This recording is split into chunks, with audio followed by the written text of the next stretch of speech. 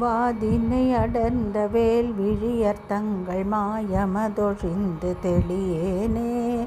மாமலர்கள் கொண்டு மாலைகள் புனைந்து மாபதமணிந்து பணியேனே. ஆதியொடு மந்தமாகிய நலங்கள் ஆறுமுகமென்று தெரியேனே. ஆன தனி மந்திர ரூப நிலை கொண்டதாடும் மயில் என்பதறியேனே. ஆடும் மயில் என்பதறியேனே. நாதமொடு விந்து வான உடல் கொண்டு நான் நிலமலைந்து திரிவேனே. நாகமணிகின்ற நாத நிலை கண்டு நாடி அதில் நின்று தொழுகேனே.